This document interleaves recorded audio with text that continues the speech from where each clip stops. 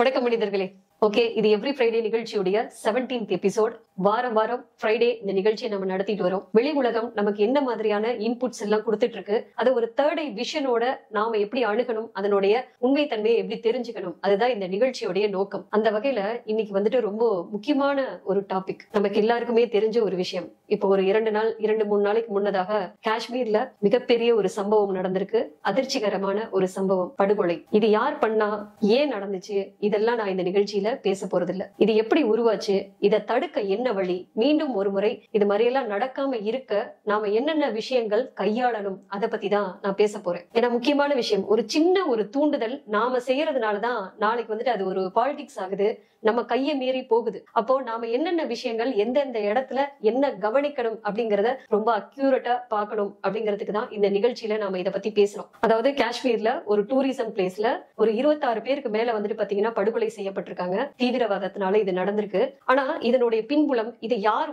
தூண்டுதல்ல, யாருடைய தூண்டுதல்ல இதெல்லாம் நடந்துச்சு, அதெல்லாம் நான் பேசல. ஆனா இனி ஒரு முறை இது நடக்காம இருக்க, இது போல சம்பவங்கள் நடக்காம இருக்க நாம என்னென்ன விஷயங்கள் கவனிக்கணும் அப்படிங்கறத பத்தி தான் பேச போறேன். அதாவது ஒரு உதாரணத்துக்கு நான் சொல்றேன். அதாவது நம்ம வீடுகள்ல வந்துட்டு பாத்தீங்கன்னா சின்ன குழந்தைகள் வந்துட்டு பேசிக்குவாங்க. அவங்க அப்பா அம்மானால, அவங்க அப்பா அம்மா மேல கொண்ட ஈர்ப்புனால அப்பா அம்மா நல்லா பாத்துக்கிறது, அன்பா பேசுறது, நிறைய விஷயங்கள் சொல்லி கொடுக்கறது, நல்ல உணவு கொடுத்து வந்துட்டு வளர்க்கறது, இதெல்லாம் வந்துட்டு பார்த்து குழந்தைகள் வந்துட்டு மத்த குழந்தைகள்கிட்ட வந்துட்டு பேசிக்குவாங்க. எங்க அப்பா அம்மா மாதிரி வரவே வராது, எங்க அப்பா அம்மா தான் பெஸ்ட் அப்படின்னு சொல்லிட்டு சொல்லுவாங்க. இதுல எந்த விதமான பிழையும் கிடையாது, தப்பே கிடையாது. ஆனா உங்க அப்பா அம்மாவெல்லாம் விட எங்க அப்பா அம்மா தான் பெஸ்ட் அப்படின்னு சொல்லும் போதுதான் இங்க கான்ட்ரவர்சி உருவாகுது, பிரிவினை என்பது உருவாகுது. இததான் பெரியவங்களும் வந்துட்டு செய்து பழகுறாங்க. அப்ப நாம எந்த இடத்துல கவனிக்கணும் அப்படின்னா, சின்னதா நம்ம கிட்ட இருக்கும் போதே, நம்ம கைக்குள் அடக்கமா இருக்கும் போதே நம்ம என்ன செய்யணும்னா, எல்லாருடைய ஒற்றுமையோட செயல்பட முதல் படி நம்ம என்ன எடுத்து வைக்கணும்னா, நம்மளை பத்தி, நம்மளுடைய மத மார்க்கத்தை பத்தி பேசுறதுல எந்த பிழையும் கிடையாது. ஆனா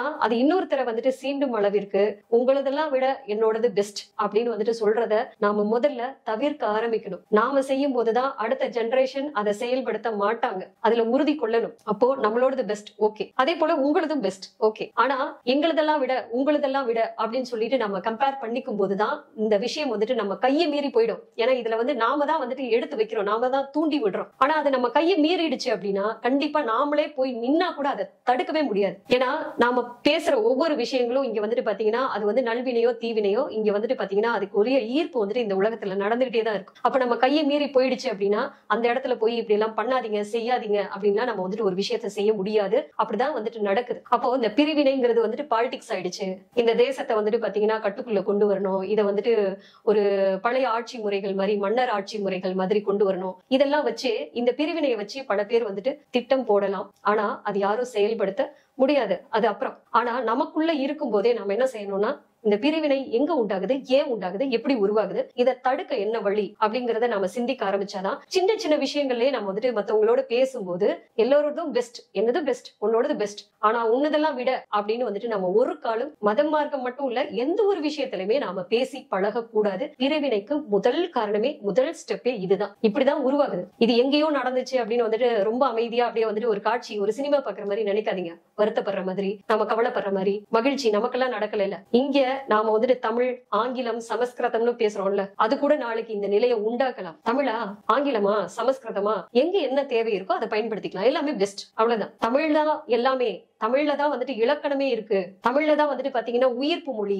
ஓகே. அதே போல ஆங்கிலத்துல ஒரு தன்மை இருக்கலாம், சமஸ்கிருதத்துல ஒரு தன்மை இருக்கலாம். இப்படி பல மொழிகள்ல ஒவ்வொரு தன்மை. அங்க வந்துட்டு பாத்தீங்கன்னா மதம் மார்க்கம் அப்படின்னா நம்ம வந்துட்டு இங்க தமிழ் இனம் அப்படிங்கிற மாதிரி நம்ம கொண்டு வரோம். சோ இதெல்லாம் நாம தடுக்கிறதுக்கு வழிகள் என்ன அப்படின்னா, முதல்ல கம்பேர் பண்ணிக்க கூடாது. உன்னை விட என்னோடதுதான், என்னை விட உன்னோடதுதான், இதெல்லாம் நம்ம செயல்படுத்தாம இருந்தோம் அப்படின்னா கண்டிப்பா விஷயம் நமக்குள்ள இருக்கும்போதே, நம்ம கைக்குள்ள அடக்கமா இருக்கும்போதே இதை சரி செய்ய முடியும். நம்ம கையை மீறாம பாத்துக்க முடியும். ஒரு உதாரணத்துக்கு இதுக்கு வந்துட்டு ஒரு படக்கதை, சினிமா படக்கதை நான் வந்துட்டு சொல்றேன். அதாவது 4 போலீஸும் நல்லா இருந்த ஊரும் அப்படின்னு சொல்லிட்டு ஒரு படம் ஒண்ணு பாத்திருக்கேன். அதுல என்னன்னா, ஊர் வந்துட்டு பாத்தீங்கன்னா ரொம்ப ஒரு கிராமம் வந்துட்டு ஒற்றுமையா இருப்பாங்க. அந்த ஊருக்குள்ள வந்துட்டு பல மதம், மார்க்கம், சமுதாயம், இப்படி பல இன மக்கள் எல்லாம் சேர்ந்து அந்த ஊருக்குள்ள வந்துட்டு ரொம்ப அமைதியா, பேரமைதியா, ரொம்ப சந்தோஷமா, இவங்க நிகழ்ச்சியில அவங்க கலந்துக்கிறது, அவங்க நிகழ்ச்சியில இவங்க கலந்துக்கிறது, எல்லாம் ஒண்ணு கொண்டு பகிர்ந்த ஒரு தாயும் பிள்ளை மாதிரி வந்துட்டு அந்த ஊர்ல வாழ்றாங்க. இது ஒரு சினிமா படம். நான் சொன்னது நீங்க கேள்விப்பட்டிருப்பீங்க, நீங்களும் பார்த்திருக்கலாம். சிலர் வந்துட்டு புதுசா கேள்விப்படலாம். ஆனா அந்த கதை கரு என்னங்கறத நான் சொல்றேன். ஏன்னா இந்த விஷயத்தோட ஒத்தி சேர்ந்தது, அதனால இதை பத்தி பேசுறேன். பேசுறேன். அப்போ அந்த ஊர்ல வந்துட்டு பாத்தீங்கன்னா இந்த காவல்துறை இருக்கும். அவங்க என்ன முயற்சி பண்ணுவாங்கன்னா, அந்த காவல்துறையும் வந்துட்டு பாத்தீங்கன்னா இந்த மக்களோட மக்களா இருப்பாங்க. ஆனா காவல்துறையில மேலாளர்கள்ட்ட இருந்து வந்துட்டு ஒரு பிரஷர் உருவாகும். அந்த ஊர்ல வந்துட்டு எந்த ஒரு கேஸும் செயல்படுறது இல்ல, இப்படியே போச்சு அப்படின்னா அந்த ஊர்ல வந்துட்டு காவல்துறை இல்லாத நிலை உருவாகும். அதனால கண்டிப்பா வந்துட்டு மக்களுடைய பாதுகாப்புக்கு தான் காவல்துறை.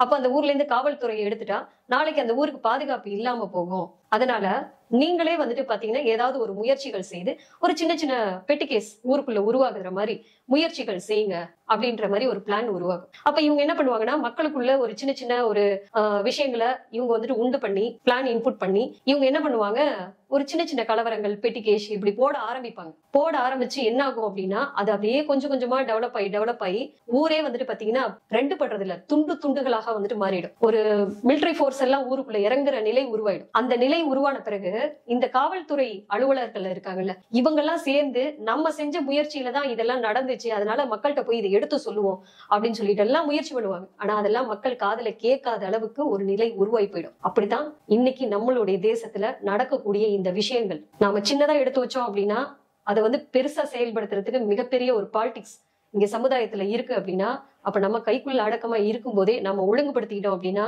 நாளைக்கு எங்கேயோ நடந்தது இங்க நடக்காம நம்ம வந்து பாதுகாக்க முடியும். சோ எல்லாமே இங்கிருந்து தான் ஆரம்பிக்குது. ஒவ்வொரு வீடுகள்ல இருந்துதான்.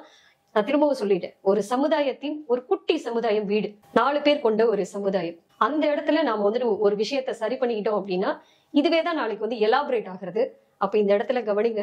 சோ நம்ம வந்து ஒருங்கிணைந்த இந்தியா, அப்போ இந்த ஒருங்கிணைந்த இந்தியாவை மீண்டும் கட்டமைக்கணும் அப்படின்னா இங்க பல மதம், மார்க்கம், சமுதாயம், ஜாதி எல்லாம் இணைந்து இருக்கோம் அப்படின்னா எல்லாரும் ஒற்றுமையா செயல்படணும். அப்போ எல்லாருமே அவங்களோட பெஸ்ட்ன்னு சொல்லுங்களே தவிர, ஆனா உன்னதை விட என்னது பெஸ்ட் அப்படின்னு வந்துட்டு செயல்படுத்தாதீங்க. இதை செய்தீங்க அப்படின்னா கண்டிப்பா ஒருங்கிணைந்த இந்தியா என்றுமே பாதுகாக்கப்படும். ஓகே, அடுத்த வாரம் மீண்டும் சந்திப்போம்.